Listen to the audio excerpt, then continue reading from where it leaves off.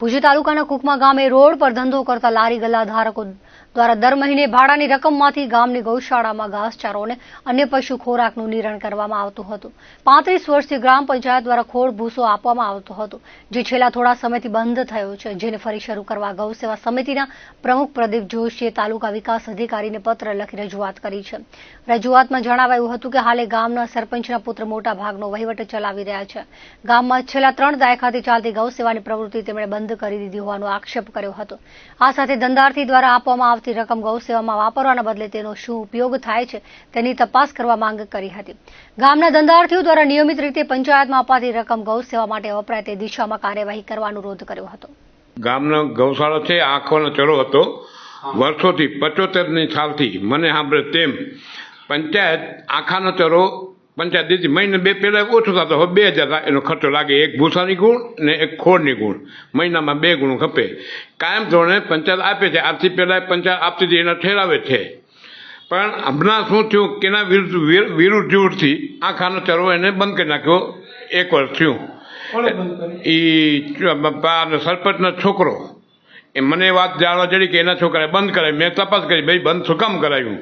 તો મને આજ 15 દિવસ એમ કે કાકા ચાલુ કરી દે, હજી એને ચાલુ કરાવ્યું નહીં। એટલે મેં કાલે તલાટીને કીધું, મેં કેમ ભાઈ હજી ચાલુ નથી થતું? તો કે આમ ડખા હાલે, એટલે એમાં એના અંદાજ ગમે તે હોય, પણ આખાનો ગાયનો આખાનો શું કામ બંધ કરે છે? આપણે કહેવાનો મતલબ એ કે તમે આ વર્ષોથી મને આપણે 75 સાલથી પંચાયત દે જ છે, ચલો ને શું કામ બંધ કર્યું? એમ અમારું કહેવાનું એ કે શું કામ બંધ કર્યું? બીજા નંબરની કેદી રાઠોડ ને ગામનો ગાયનો વાળો એ બંને ઉમાંથી ભેગા જાય, ઉમાં જ્યાં ખુલ્લી જગ્યા હતી ઉમાં જેને તેને દબાણ કર્યું હતું એને પંચાયત જેને તપાસ કરે, ભાઈ આ કહ્યું અહીંયા ખુલ્લી જગ્યા હતી શું કામ આ બધું થઈ ગયું? એમ એટલે ગાયોને જે થયું ગામના છોકરા ભણવા ન જઈ શકતા। ત્રીજા નંબરની વાત કે અમારા ગામની બધી ગાયું ગૌચર 500 હેક્ટર છે, કુકમાની પંચાયતમાં 500 હેક્ટર બોલે। આજે ગાયું ક્યાં ચરાવવા જઈ શકતી નથી, અમારી ગામની ગાયું ક્યાંય નીકળી શકશે પોઝિશન નથી, નદી નાળામાં જ્યાં જોઈએ ત્યાં દબાણ, જ્યાં જોઈએ ત્યાં દબાણ। પંચાયત કોઈ વાંધો લેતી નથી કે ભાઈ આ ગામની ગાયું ચરવા માટે તમે ખુલ્લું રાખો। એ પંચાયત અમે એને જાણ કરી, અમે એમાં રૂપિયા ભર્યા 2021માં 18 તારીખના ચોથા મહિનામાં રૂપિયા ભર્યા 61,000 માપણીના।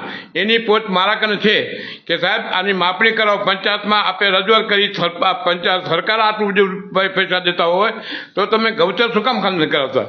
એની કોઈ આજ સુધી પંચાયતે વાતો લીધી નહીં। સાહેબ ને ગાય લોકોને માણસો દાન દે, આ તો હમ એના લઈ લે રહ્યા। એટલું કુકમામાં દબાણ, અતિથનું દબાણ ગૌમુખ એટલું દબાણ કરી બેઠા, પણ પંચાયત કોઈ વાતો નથી, ક્યાંય છે જ નહીં। નાલી નાળામાં દબાણ, સારી ચોક ઉમાય દબાણ, હવે જાય ક્યાંથી? પબ્લિક ક્યાં જાય? સારી ચોક દબાવી નાખ્યો, હમણાં ભાઈ મકાન બને એમાં સારી ચોક દબાણ ના, ભાઈનો રસ્તો બંધ થઈ ગયો।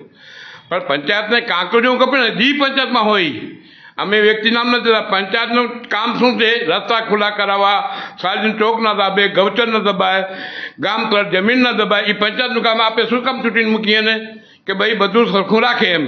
પણ આ તો પંચાયત કોઈ જોતી નથી આથી અમારા ગામની કુકમાની પંચાયત કે ભાઈ આ શું છે એમ, બધું ગૌમાં કે દબાણ કરે ને છૂટ। એ જગ્યાએ તમે પ્લોટ નાખો 200 મીટરમાં ને એ 4 લાખ નાખજો તો પંચાયતમાં આવક કેટલી થાય?